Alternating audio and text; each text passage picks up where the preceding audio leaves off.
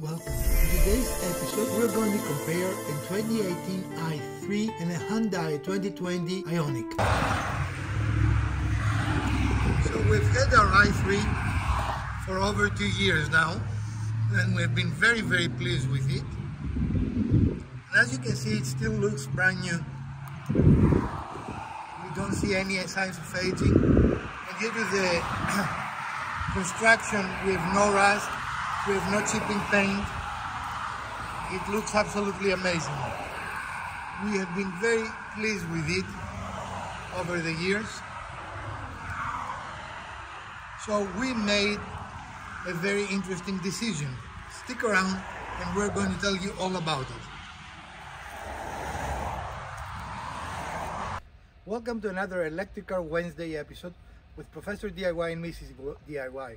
Behind me is our BMW i3 electric with range extender, which we've had now for over 2 years, and has been Mrs. DIY's daily driver, right? Yep. And people always have questions. How about range anxiety? Are we happy we bought an electric car? And I think we have the answer for you today in the most profound way. Mrs. DIY, are we happy we bought an electric car? I'm very happy. In fact, we are so happy that we bought another one. Not an i3 this time, but the Hyundai Ioniq EV. Now this doesn't have a range extender, but it is a full electric, a full EV. So in our ownership experience, we found out that the electric car really had no issues with maintenance, right? Right. In fact, after we bought the car used the first money we're putting in it now is a set of tires, which is a normal consumable, right? Mm-hmm. And this car, even though it's used, it's a 2020 and it has a brand new set of tires. We bought it from a dealer and the dealer changed the tires. It looks really awesome. It's in very, very good shape. So I would say we do like electric cars, right? Yep. In fact, the problem now is that if I want a third one, we cannot really charge it in the house because we're running out of circuits. We might have to put NEMA 14 plugs to go to level 2, right? If there is one problem, I wouldn't very go into a problem. One limitation is that level 1 charging takes a long time. Yep. Which have not been a problem for you, but this will be a different daily driver and it will be doing more miles than you do, right? Right. So this might become a little more of a stretch because of the slow charging time of level 1. Does not reflect on the cars. They can both charge level 2 and level 3. So stick around because we're going to do a comparison between those two cars. The car that we know and love and we've driven for 2.5 years, not quite 2.5, right? Yep. And the car that we have had for less than a week. This is going to be a very good episode. Unlike the front of the i3, the Ioniq has the electric motor here in the front with easy access to filling the very few liquids like the windshield washer fluid and the brake fluid. A very clean presentation, easy to access 12-volt battery, easy to access fuses, a very, very nice, very clean, nicely designed car, easy access for the air conditioning. In contrast, the i3, if you remember, you have to remove panels to access those things. It's not extremely difficult, but this is almost painlessly easy. I have to admit I like it, even though they've made that look a little more like a normal engine. It is not. This is not a hybrid. This is strictly the electric motor. There is nothing else down here. And another interesting part, if you can see those gates, there are two gates right and left of the Hyundai symbol, and those gates open to allow the battery to cool if the battery is too hot while the vehicle is driving. So very great attention to detail, very nicely designed and engineered vehicle. And I kind of like this retro look that makes it look a little more like a car that has a standard engine in the front. Even though, as you can see, this is really not a standard engine. You see the heavy cables going in it, and you see we do not have a radiator. There is nothing to cool as far as an engine is concerned, with ample of space to work and do whatever you need to do to normally maintain your vehicle.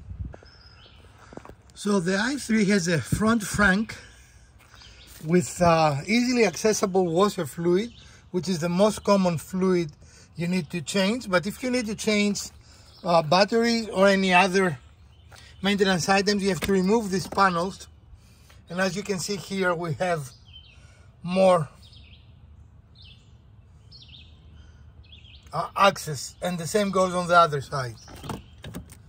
Not a lot of useful storage here, but a little bit of storage, and also the system that allows you to fix your flat if you have a flat, because it does not have an extra tire. The Ioniq has a very similar system. But in any case, that's all there is in the front. Not really very much to see here.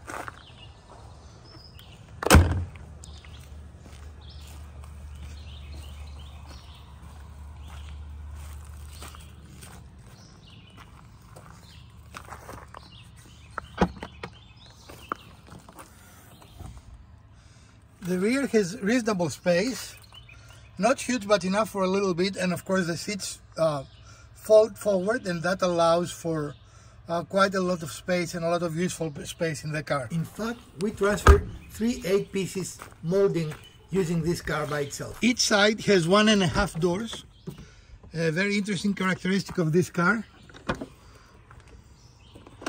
which makes the rear seats a little tight, but 4 people can travel in this. Apologize for the mess. This is for our dog. He likes to ride in the back, so we don't like it to damage our seats. But as you can see, it opens nice and wide, which makes some processes much easier, but it is a little bit weird, we must admit. And of course, it's very well equipped with dual screen, GPS navigation, Android Auto, and Apple CarPlay. After 2 years of daily use, and you can hear how nice and positive the sound of the doors. It has a sunroof, if you remember, and we have definitely enjoyed not having to spend any money on maintenance. In fact, only this year we're going to need to buy tires for it. Before that, we haven't done anything since we bought it. We have not spent a penny on this vehicle since we purchased it, which I cannot say for any other of our vehicles that they are gasoline powered. Like with the i3, the charge port is in the back. Unlike the i3, there is nothing in the front because we do not have a gas tank on this car. This is fully electric. It is not a hybrid, but easy access. Most electric cars have the port either on this side or the other, but you usually back them up when you want to charge them in a public charging station versus at home. A very aerodynamic and rather interesting back with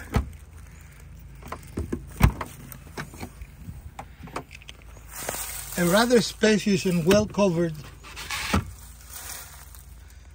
trunk that you can, when you compare it to the i3, this provides much more space, and that case there contains the charging, the level 1 charging. Very well thought car. I really like what I see here. And again, a tire, an emergency tire inflator, exactly like you find on the i3, and also a little net if you have groceries and things like that, that you can attach here in the control points, here and here, so your cargo doesn't move around. Very easy one-hand operation. The cover works beautifully. Nice big window. Of course, we do have a backup camera that works very well, and we test drove this car. And in general, very, very nicely equipped vehicle. It has a keyless entry. It most certainly helps when the car is not unlocked when you try to unlock it, because you end up locking it. To hold the key,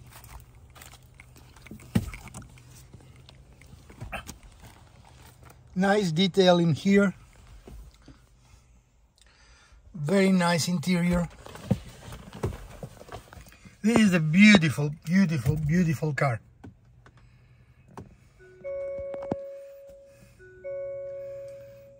Nice big screen. A rather interesting, what we'll call that, control panel, I guess, with park, drive and reverse. where the driver rests their hand. Very ergonomically sound. With 2-volt, 180 watt power ports. Again, they're not anymore cigarette lighters. And a USB port. This allows you to wirelessly charge a phone. Heated seats, as you can see here. And a nice spacious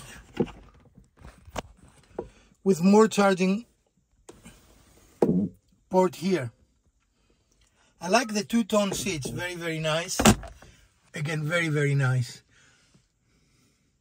The interior is space, the very nice racing wheel with a flat bottom. I did not expect that in this vehicle, but this is the limited edition. The display is touch activated and very responsive.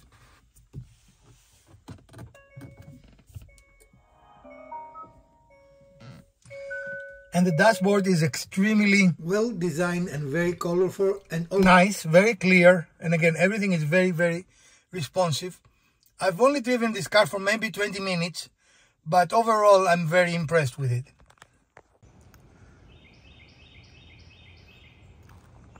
This is an absolutely beautiful vehicle. Very stylish.